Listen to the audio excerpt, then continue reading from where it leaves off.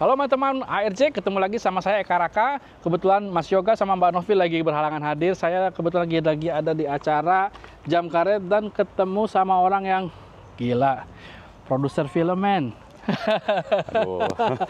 Kang, Mas atau Abang, siapa kenalin dong? Dengan Adrian Janitra Putra. Adrian Janitra Putra.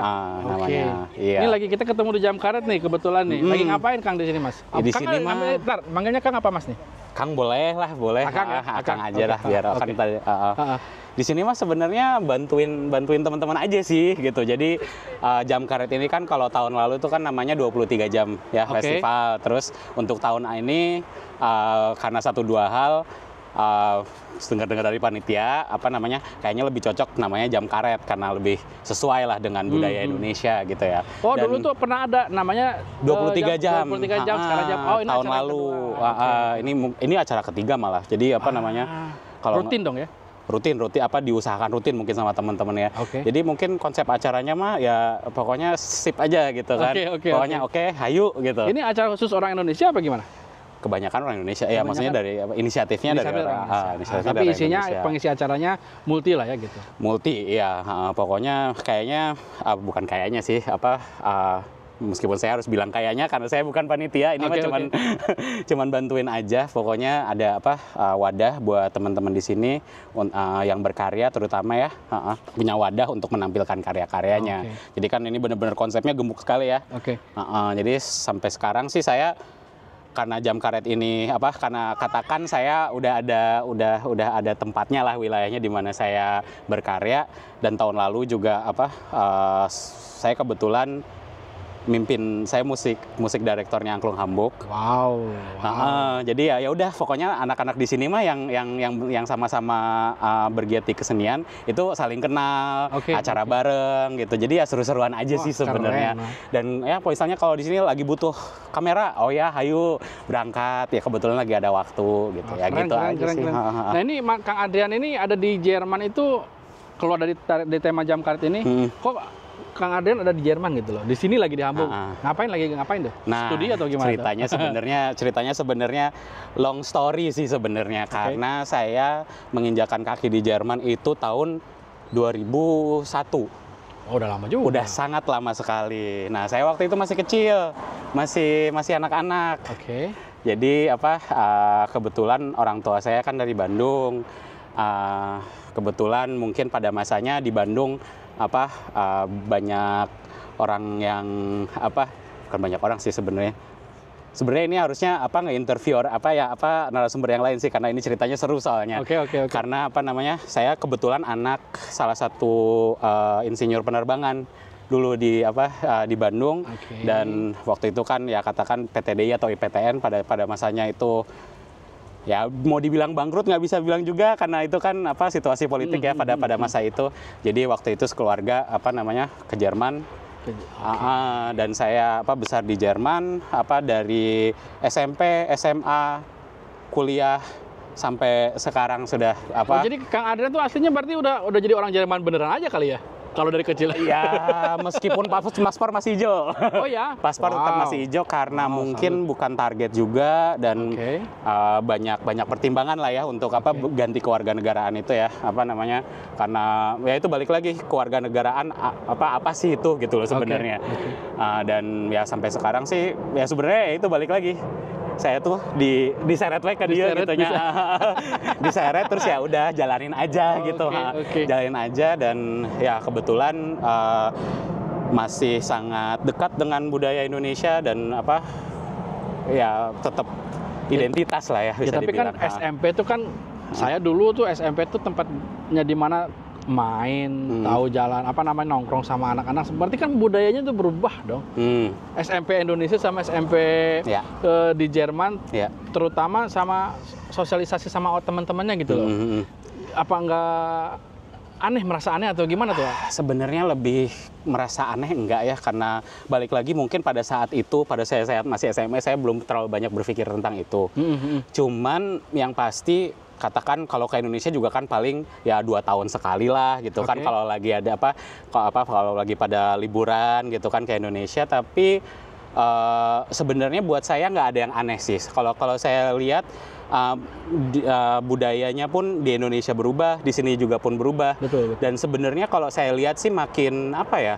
Makin mirip, malah bisa dibilang makin kompatibel lah satu sama lain gitu loh. Kalau yang saya lihat ya, karena ya asimilasi budaya, balik lagi banyak influence dari Indonesia ke sini, Indonesia pun banyak influence dari Barat, dan selama kita bersilaturahmi, bergaul, berbaur bersama-sama, terjadinya diskusi, ya itu buat saya sih nggak ada yang aneh sih buat kalau sejujurnya mungkin. Tapi balik lagi mungkin karena saya nggak terlalu banyak berpikir tentang itu waktu dulu, tapi merefleksikan waktu zaman dahulu ya saya selalu mengidentifikasikan Indonesia itu sebagai identitas, tapi ya sebagai manusia ya udah jadi diri sendiri aja gitu. Benar. Saya tuh tadi ngelihat nih orang Indonesia, saya tuh selalu berpikir kalau lihat orang Indonesia di Jerman tuh kalau nggak studi, Ausbildung, FSJ, kawin sama orang sini.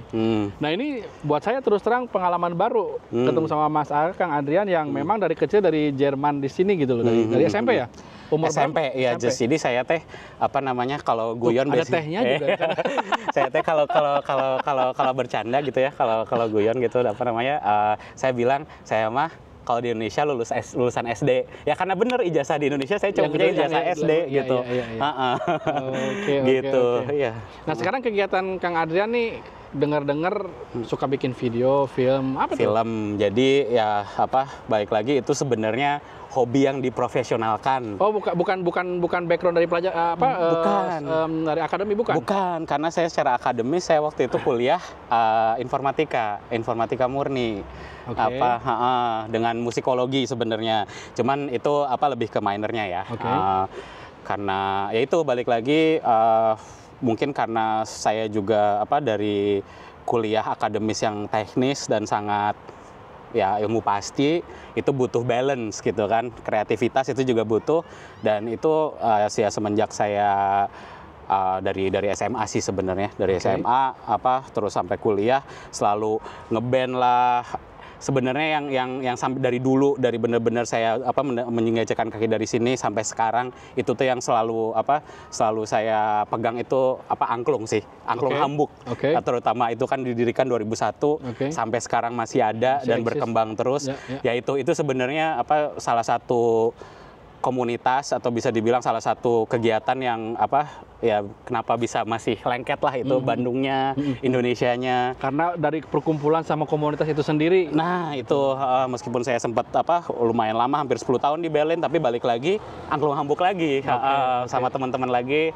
Ya gitu, itu salah satunya. Jadi ya itu kreativitas itu selalu butuh, meskipun kita mungkin di sini ya, dan untuk membuka itu juga ya pikiran juga wawasan. Betul. Wah, menarik sekali ya. Tuh kan teman-teman di Jerman tuh bukan orang yang kawin sama orang bule, bukan yang pengen studi aja. Ternyata yang diseret, dia bilang diseret sama orang tuanya ke Jerman juga banyak ya. Banyak nggak sih? Banyak ya. Jadi apalagi dulu katanya pas zaman-zamannya B.J. Habibie itu terkenal banget katanya orang Indonesia yang ikut studi di sini. Iya, detailnya mungkin harus ditanya sama yang benar-benar bersangkutan ya, including orang bapak saya sih terutama ya. Itu ya gitu jadi karena katakan kalau di Indonesia itu antara harus ganti profesi atau maksudnya ilmunya tuh ya kepakainya di sini gitu loh. Dan ya itu pilihan aja, Seattle atau Airbus atau Boeing sih waktu dulu. Airbus di sini, Boeing di Amerika, US. Jadi ya gitu.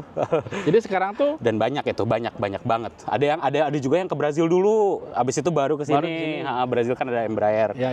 Gitu. Ini saya mungkin introduction, mungkin nanti pasti ada bakalan wawancara lagi kan sama. Mudah-mudahan ketemu sama narasumber yang memang bekerja straight di Airbus, banyak jadi kita bisa kasih buat pemirsa banyak informasi. Menarik sekali. Nah, sekarang Kang Adrian mengenai Indonesia nih Kang, ada nggak sih cita-cita untuk kembali atau istilahnya tinggal di Indonesia dan menetap di Indonesia atau gimana tuh? Dengan situasi yang kayak gini, soalnya kan buat saya ini baru nih ketemu sama orang Indonesia yang posisinya diseret orang tua dari kecil. Iya. Sebenarnya pertanyaan yang menarik karena katakan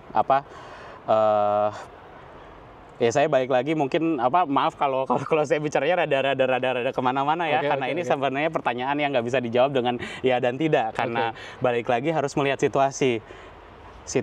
dari situasi keluarga, secara personal, dan juga ya itu juga yang mengajarkan saya karena situasi politik pun bisa mempengaruhi jalan hidup seseorang gitu loh. Ya saya yang karena situasi politik kan itu sebenarnya di Indonesia betul. Harus pindah ke sini, dan saya juga harus saya lihat saya dulu merasa politik Jerman penting juga untuk at least dipahami, tapi saya sebagai yang masih memegang kewarganegaraan Indonesia saya tidak bisa berpartisipasi, memilih pun tidak. Jadi ya notabene saya harus juga inform sama situasi politik Indonesia. Kalau ya balik lagi saya mungkin mimpi sebanyak orang itu masa tuanya pokoknya banyak duit dulu di sini, nanti pulang ke Indonesia, nanti pensiun di Indonesia gitu. Tapi ya balik lagi kalau kita memperhatikan situasi politik sekarang, apalagi generasi muda yang kita tidak tahu nanti dapat pensiunnya berapa, atau dapat pensiun even negara masih cukup nggak punya uang pensiun gitu iya, kan. Nah, itu balik lagi kalau saya lihat sih sebagai pemuda terutama harus fleksibel. Jadi harus selalu lihat opportunity adanya di mana gitu. Di mana saya bisa berkarya, di mana saya bisa berguna buat banyak orang. Tapi gitu. Rasa kangen ke Indonesia itu ada nggak? Wah, saya sih kalau bisa sering ke Indonesia sih sering saya makanya saya sering ya itu salah satu alasan saya bikin project film. Dan itu jadi bisa sering ke Indonesia kan. Katakan film dokumenter pertama saya itu bertemakan pendidikan inklusi di Sumatera Utara. Waktu itu setahun 3 kali saya ke sana. Dan itu sambil menyelam minum air lah saya mah itunya. Tapi bagus tuh projectnya tuh, coba share sama teman-teman dong kalau pengen lihat produknya Kang Adrian. Lihat sebenarnya kita sekarang masih private screening ya, atau screening. Jadi kalau ada yang berminat untuk nonton, kita adain acara screening, kecil-kecilan boleh, gede-gedean bisa. Next screeningnya itu di Munchen tanggal 13 Oktober. Diselenggarakan sama Swadaya Munchen. Oke. Itu jadi sekarang udah berapa film tuh?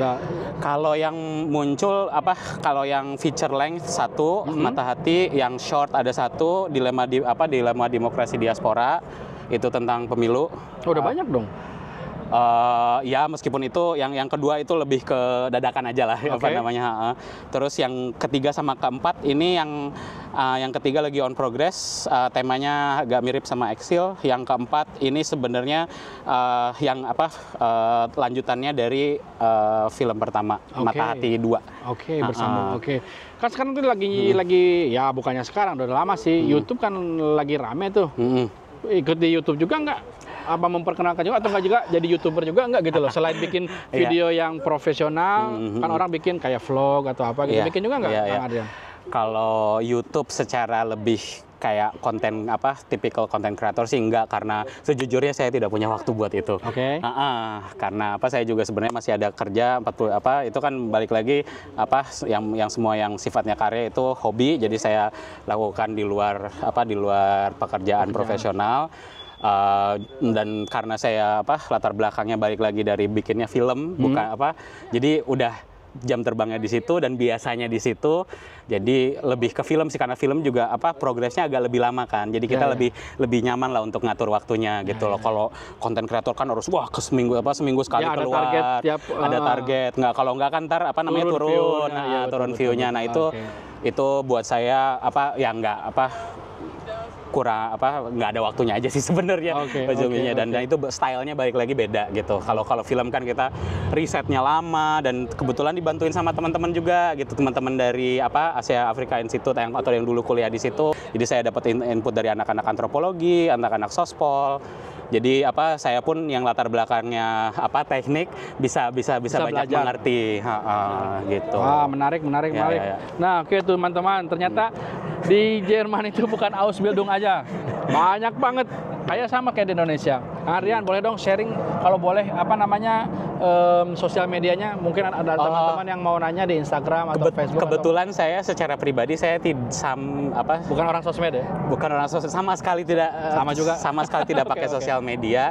Cuman kalau untuk perfilman itu kita bikin kolektif namanya Real Change Media. Cari aja di Instagram Real Change Media, di YouTube juga ada. Terus ya Angklung Hamburg balik lagi bakalan lihat banyak saya di situ. Oke, Kang Andrian, terima kasih banyak atas Sama-sama. waktunya. Saya nggak mau mengganggu acaranya Jam Karet ini. Siap. Nanti Terima sibuk-sibuk kasih. lagi bikin dokumentasi segala macam. Ya ini mah bantuin teman-teman aja. Balik Tapi lagi. kan tetap bantunya itu hasilnya gitu. Yang penting dari hati, hasilnya dari hati. Siap. Oke, teman-teman ARJ, terima kasih banyak. Itu barusan kita obrolan kita sama Kang Adrian. Menarik banget ya, diseret sama orang tua sampai Jerman, sampai akhirnya dia bisa bikin film sendiri, membantu teman-teman Indonesia untuk bikin dokumentasi. Oke, jangan lupa subscribe, like, dan share sosmednya Anak Rantau di Jerman di Facebook, Instagram, TikTok juga, dan tentunya di YouTube. Sampai jumpa lagi.